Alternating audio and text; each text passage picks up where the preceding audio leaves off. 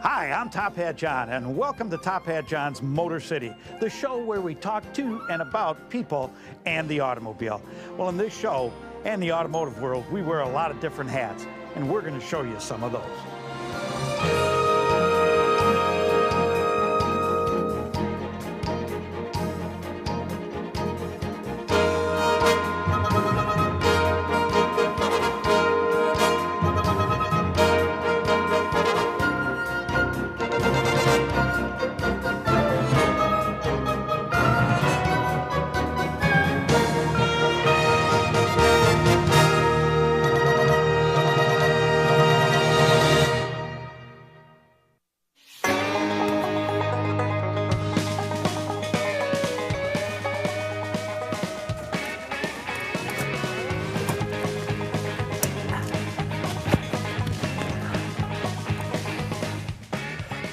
Just drove the condominium up here. We're in Punta Gorda, Florida, where one of the finest museums of muscle cars lives. Rick Treworgy's Muscle Car City Car Museum. I'm going inside. Lots of stuff here.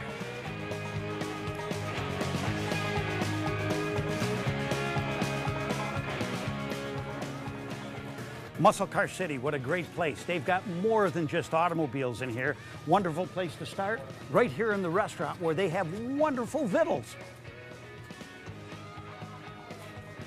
Signs, magazines, books, model cars, shirts, all available. And cars, a lot of cars, Corvettes, Ford station wagons. We're coming back for that one. Bicycles and pedal cars. And this is the mother lode.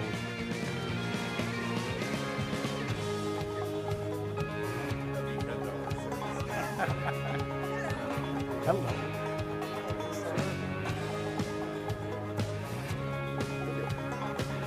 Whew.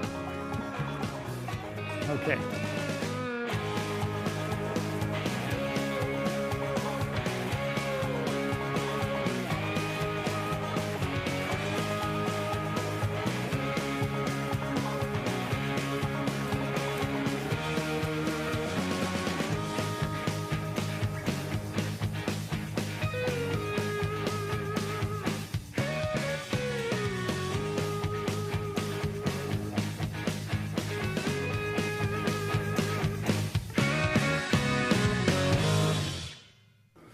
Museum of Valhalla, none other than Rick Treworgy. Rick, how are you? John, very good. Welcome to Muscle Car City. This is great. You know, I've been here a few times, and what a pleasure for you. And thank you so much for giving us the time to do what it is that we're going to do today and talk about the cars. Great to have you here. Fabulous muscle car museum. There's every kind of car you could think of here. A lot of Chevrolets and Pontiacs. You've got a Chevy Royal Mail. This is where all the history starts on these cars. But this is really quite the car, this 36 Chevrolet Phaeton. This is an extremely rare car. In 36, they were really done with the Phaetons. They built 7 of these cars. As far as we know, this is the only one that exists. It's an American-made car. We've had it out trying to feel it out and see if anybody else can produce one. They made Australian bodies under the Holden Company, which they have suicide doors, and there's definite differences. But this actual car was one of 7, and this probably is the only one that exists now, an American-made car. And a dual cowl, white wall tires, and the color is so. It looks like it. Yeah, it looks like a bigger car than a Chevrolet when you look at it with the width of the top and stuff like that. It's a cool car. We love it. Well, for the guys that love street rods, this would make a great bathtub, but it's way too valuable. Exactly. It'd be a shame to make a rod out of this one. Rick, we're going to start looking at the museum here and touch on some of your favorite cars and even some of mine, which are all of them. But what got you started in this fabulous museum? I've done this since I was 14 years old. I just started playing with cars when it was my night after work. My dad was a international truck dealer, so I always had the shop to work on them in. And I just grew up working on these cars. I'd buy them and sell them, and I was actually made more money doing that than I was my day job. So it's just something I never did. And as I got after 5 or 6 years, I started saving 1 or 2 a year for thinking I'd save them for my retirement, and it got kind of carried away. Well, you know, you and I both have something in common. I really noticed this morning. We both have gray hair and we're old enough to be able to talk about this stuff. That's right, that's right. That goes with it. If I was in good shape with some of these cars, I'd be all set.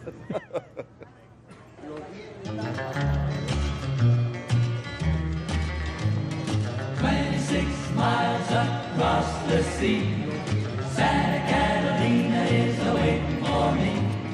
Santa Catalina, the island of... Rick, you told me that one of your favorite cars, and one of mine too, is a Ventura. Got a little 61 Ventura back here that melts you. It really is one of my favorite cars. It's a phenomenal little car. Let's go and take a look at it. Ventura, something special. This car's got it all. Yeah, this was an upgrade on your Catalina is what it was. It was a model all of its own, and everything was just a little bit nicer than what the strip car was.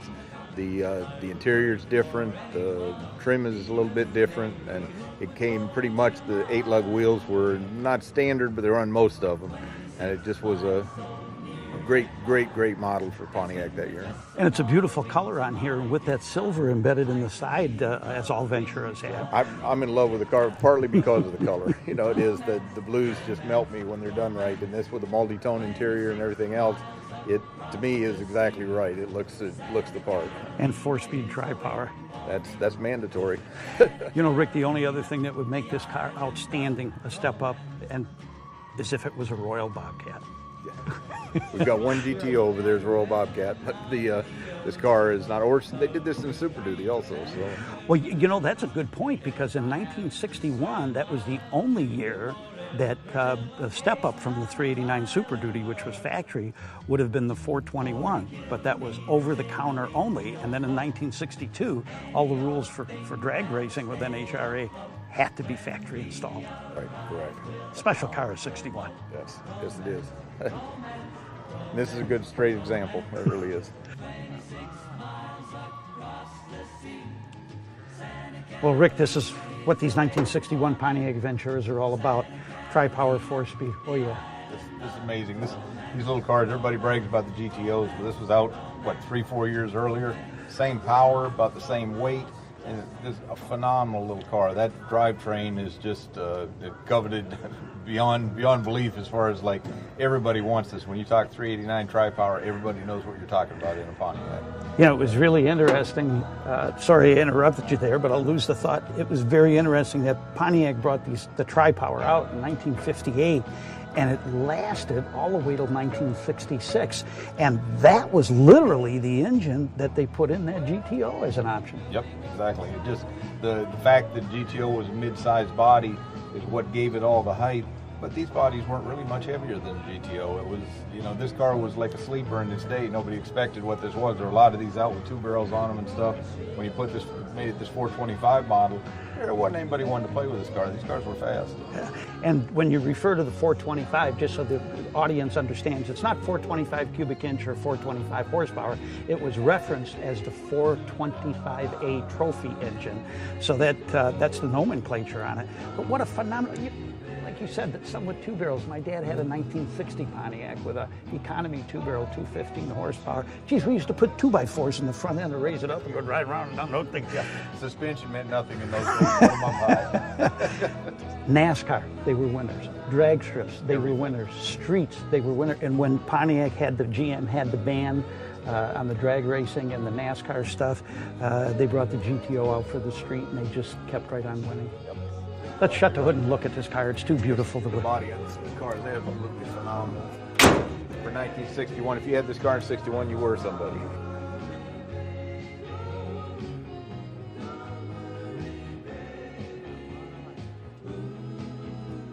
What?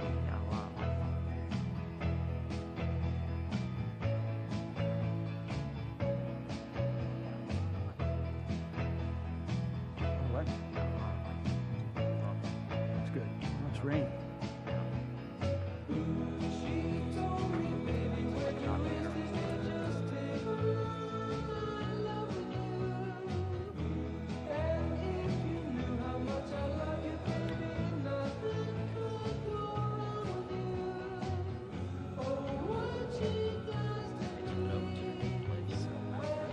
Oh, this is okay. This is good.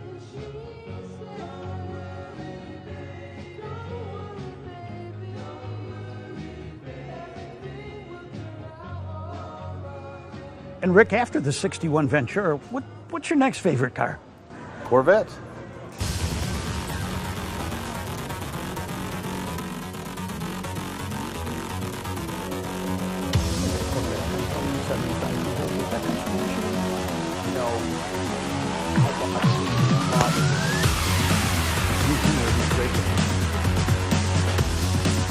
Got it wet today.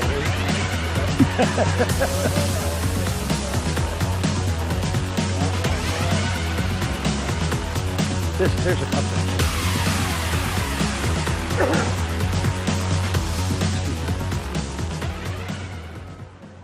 I like C1s, and I like C2s. I like C3s, and I like C4, C5, C6, and C7s. The Z06 is great, And the ZR1 is blue. and it's incredible. We're gonna get to out. The ZR1 is incredible, and I like my C7 Corvette. And Rick, what's really your favorite Corvette? John, let me show you. Are you serious? Well, first off, how many do you have here in all these different colors? I've got 20 67 427 cars. And which We've got- engines? We've got L36s, which are 390 horse. We've got L68s, with the 400 horse. That way I can have air conditioning in them.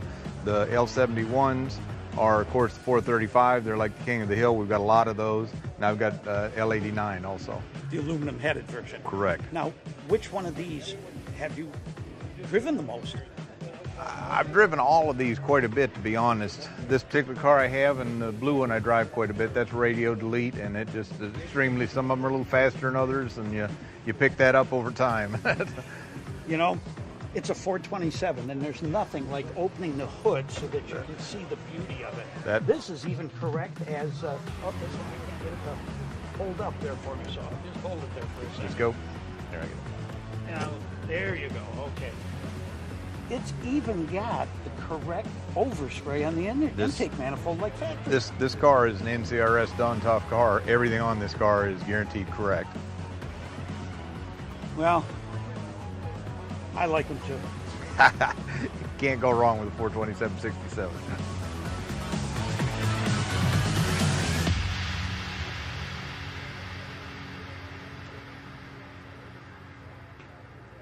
I think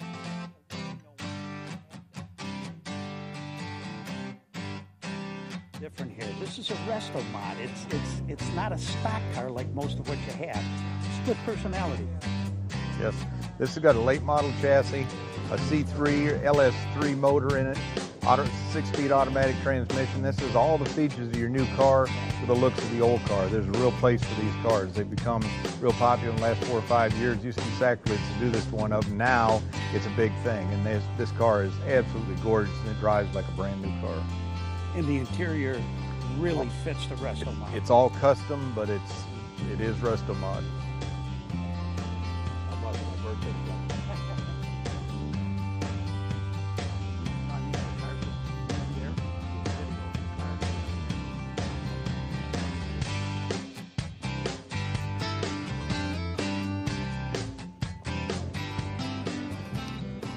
Okay, a 67 Z28. Most people won't even know what they're looking at because there's no markings, no emblems. Absolutely correct. These cars, they were really built for a racing program. They didn't care what the public was doing with these cars, and nobody knew what they were back in the day. Still don't. Everybody walks by this car, doesn't realize its significance. Well, what you should do is have somebody to start it once in a while, because then the people that know will tell by that metallic clicking. You absolutely can tell when you start this car something a little different. Interesting. 302 cubic inch, 290 horsepower, 290 foot-pounds of torque. But they ran incredible. Yeah, they were a high revving car. It took somebody who knew how to drive one, because you had to get the RPMs up and keep them up in order for this car to be fast. But when this car is fast, it is fast. It's fast. And it's a stealth machine. Yep. You have a whole row of Camaros here, and a whole group of them, or should I say a whole gaggle of them, that are L78s. Yeah, I have a soft spot for the L78, starting with the 67. We've got that car is an all original 67 for 375 car, which is your L78 package. It's just the best. It's the more performance package in these engines, and to me, that's what it's about. The faster they are, the more I like them, and the more of them I have in here. And what's interesting about the L78, most people don't know that's the exact same engine that went into the 1965 Corvette and was rated 425 horsepower. That's correct. Really 425 horsepower. Well, they actually dropped the cam and the compression just a little bit on the engine. They won't let anything run with the Corvette. You got an orange car here I want to go take a look at. And this car is a 427, 425 horse Copo, which is, everyone knows what that car is.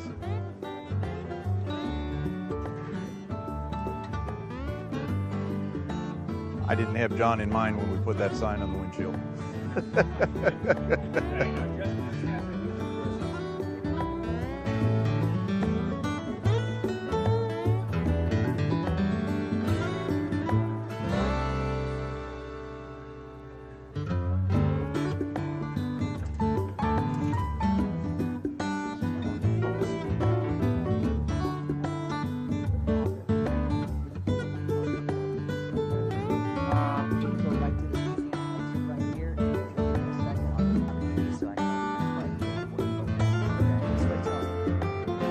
Yeah.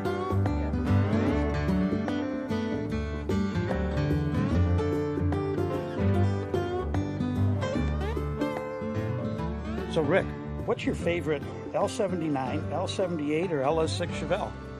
What's your point? Z16 is a famous number for Chevrolet Chevelle models in the Malibu SS. Rick, you've got one of the most famous, rarest Chevelles that Chevrolet ever built. 201 of them in existence at one time. How did you end up with such a car? And it looks just like that one from Bonanza, Haas Cartwrights. This is a twin. They build them exactly the same. This is the identical car. This is not that car, but it's identical. This car was brought out by Chevrolet to basically whip the GTO. It did a good job, but it was at a price range where they really didn't sell very many of them because they gave them to movie stars. They were like a show car more than they really were production cars. So you knew about these cars, but you really had your hard time getting your hands on one of these unless you were pretty famous. And they were pretty much, they all had black vinyl tops. I think there were what, red, black, and yellow? Yes, that's the only colors I can think of offhand. There might have been another color. I don't think so though. But yeah, they were built late in the year. I think they started production late March, so they were only built for a part of the year. The bodies are different, they're drilled different, the interiors and dashes are different. You can really tell this car from a stock Chevelle. It's just a different animal altogether. It's got Impala rear end, it's got the same motors in your 65 Corvette, with the exception of they dropped the compression and the cam and stuff in it because they won't let it run with a Corvette. That's Chevrolet didn't like to do that. Had the marine cam in it, and they had the clock on the dash and TACOM. Now, these also had the Chevrolet big brakes, but I understand none of them came with positive traction. Is that true? I don't know the answer to that, to be honest. That's what I've read. Terry Boyce wrote the book on them, and just an amazing car. The wheel covers, the gold line tires, and all 4 speeds. Only way you could get. Yeah, they were all 4 speeds. You own one of what's left of them. Yeah, there's 65 of them in the registry. There's probably a few more out there, but this car, if you own one, you own it in the registry because it's a value factor. Fabulous automobile. Yes, it is. The rear trim is phenomenal. It's just a totally different animal. If you look at stock one, it's got the whole back filled with chrome. This is just the bottom panel. No emblems on the rear quarter. Everything ended up on the front fender on these cars. Now, one of that 201 was a convertible. It was, but no one has ever been able to produce it, so you've got to wonder its heritage. Back in the day, it was in East Point, Michigan, and I understand also there's been some proof of it, and I've seen some of it, that there was one sedan built as a Z16, okay. And I believe that car, the body, is still in Tennessee. Oh, darn. That's... One rare car. You know, Rick, you've got a lot of cars here. How many are there altogether? There's 210 in the building. I own about 280, and that could be a few more than that. It won't be less, but it's possible it's more than that.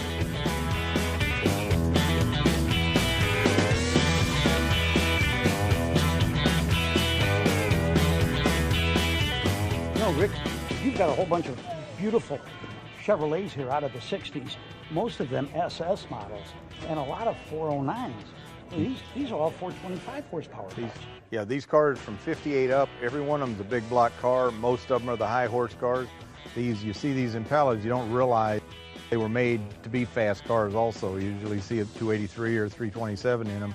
These cars are all big block 4-speed cars, which is an unusual thing to find in Impalas. Some of the really rare ones that you have up here, once we get into the 65, 66 body style, the last 3 cars are SS 427 models, and that's pretty rare. The hoods alone are worth $5,000. Correct. The hoods on a 67 and a 68, those hoods were only made on a 427 car, and you don't find them. You know, that's why people try to reproduce these cars. It's almost impossible because you can't find these hoods. And there is a distinct difference between an SS with a 427 and an SS 427. Absolutely, Now, absolutely. one that's really rare down here is this red model. Now, this is 69, and I understand this is the last year they did a specific model, but they didn't really call it an SS. It was a 427 Impala. That's correct. That's correct. Pretty rare cars. Can't be very many of these left at all. I don't know the numbers, but it's got to be a very slim amount. Now, this red one, that's a 4 1/4 horse 427. That is, and that in a convertible, they only made 5 of that car, so that's a very And rare car. interesting there that if there's only 5 of these, Well, you they had have- hard tops. convertibles though. Yes. And you have one of the original ones, and I actually delivered one to a customer from Shala Chevrolet back in the day. That's unique. A 4 1/4. Yep, that's hard to believe. That's good. Pretty rare car. A gaggle of 427 Chevrolets. Real ones. Well, that's fine. No, I guess.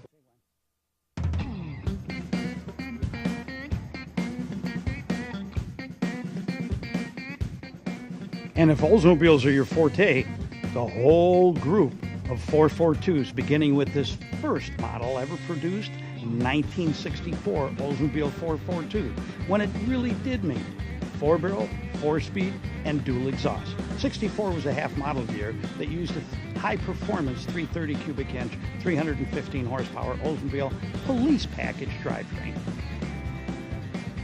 Buick's counterpart to the GTO for 1965 was a Buick Grand Sport that consisted of the Wildcat 401 cubic inch 325 horsepower V8. This unique two-door sedan is a 4-speed.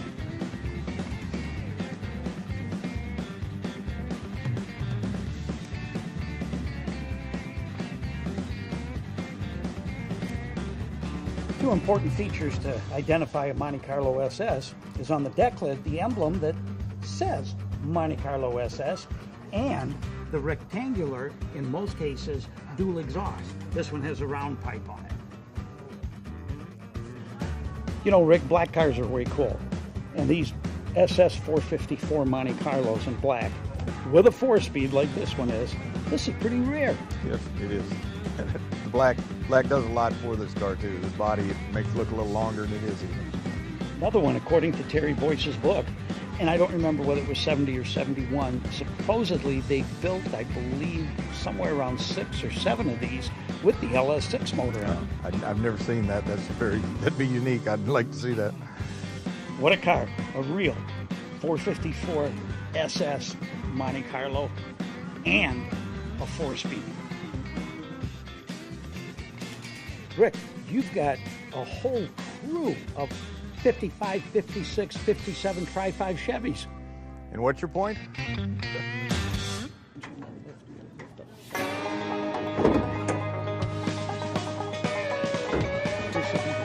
Yeah, okay.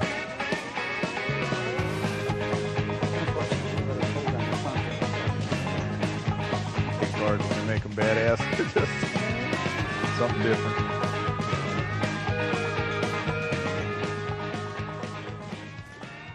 Rick, a 2+2 was the Pontiac to have with the big motor. And of course, that was their model that came with a base 421 and then the 2 tri-power ones. This one looks like the 376 horse when we were looking under the hood, but it's a 4-speed and it's got something really different. I've never seen, and you were telling me this is real, I have never seen one of these cars with that hood on it. Right. After I bought this car because I saw that hood, and that is a very unique hood. I asked Pontiac Historical. At first they told me it didn't exist, that somebody had welded it in the car. They did a little more research and came back and said it's a factory experimental hood, and they did make it. So it is a very unique hood on this car. Let's open the hood and take a look at that and show the metal. talking about this car and that hood, and we said metal finishing. There is no metal finishing. We tested it with a magnet. It is a stamping. That hood was made that way. That's a very, very unique item on this car. And you say it's 1 of 5. 1 of 5 is what I believe to be correct. Proven by Jim Madison. Pontiac Historical, EHS, does not get any better for real proof. You're looking at a pretty rare first year Pontiac Trans Am, 1969. They were all the white with the light metallic blue striping. 1 of 697, 1 of 520 with a 4-speed. Valuable car because of what it is. Did you buy this car this way, Rick? Yes, I did. I bought the car just exactly the way it is. I've had the car probably 10 years now. These were really unique cars. They were built, they called them Trans Ams, but with the cubic inches, it was over what they could race Trans Am with. So it was always a funny thing that they, call this car Trans Am, but it actually didn't qualify to race Trans Am. Trans Am racing was 302 cubic inch or 303 if they were bored out, but that was the maximum. That's why you had the Camaros, the Ford Boss 302, and the Cudas with their engines. Interesting, Pontiac did make a Trans Am motor for this car that had a splayed valve cylinder head, and they really didn't stay together. They had a problem with them, but it was quite a car in its day. 8 convertibles made. Yep. And only 7, I understand, are known to exist. I know it's very rare. Yeah. One of the rarest Pontiacs you'll ever see. And the Trans Am Club became the richest club, I believe, in the world, automobile club, because Pontiac paid them a fee for every Trans Am they ever built. They didn't know it was going to be so good all those years. Pontiac Firebird SD 455, they only built them in 1973 and 1974. They were rated at 290 horsepower. Originally, then the government got on them because they didn't have the throttle stop right on the carburetor. They were rated at 310 horsepower. How can you tell it's a real SD 455? One thing, it's going to have the X and the VIN number. The second thing, we'll have to open up the hood, and we're not going to show you that, but there's a little place for an oil gallery on the back of the block that has a little notch in it. Looks like your thumbnail. Rick, it's an automatic. That's why one of the cars in the museum that is going to go in my auction, the only reason is an automatic. I try to have all 4 speeds in here. Let me show you that secret thing on the back of the block that makes it real. Sounds good. All right.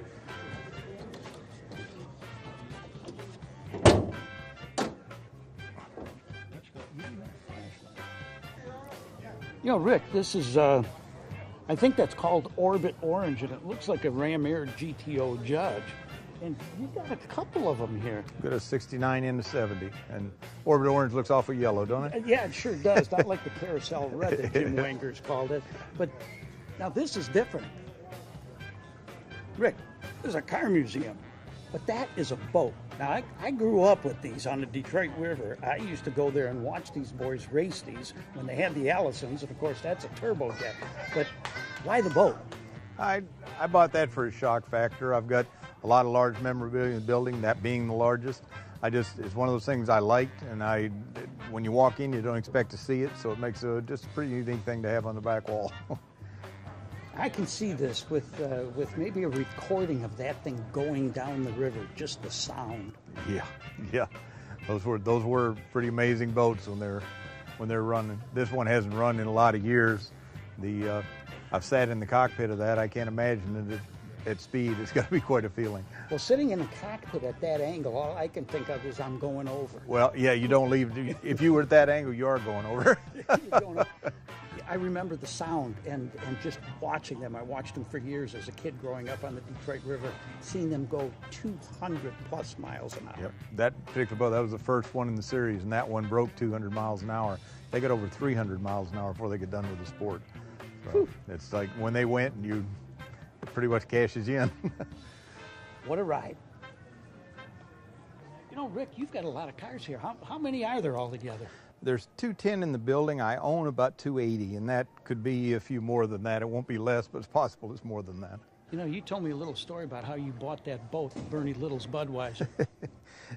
Not too elaborate of a story. I bought that in one of my bars, believe it or not. You know, I see you got one of my buddy's cars here, Vince Papilla, but I know you tried to buy that once. And Yeah, I went to the 2003 Dream Cruise, and we drove a large part of the cruise with this truck, and I tried to buy it, couldn't come to a deal with him. Then I found the car 2.5 years later on eBay and bought it. for less money. For less money. It's a sweet, very neat little car. Thanks, Rick.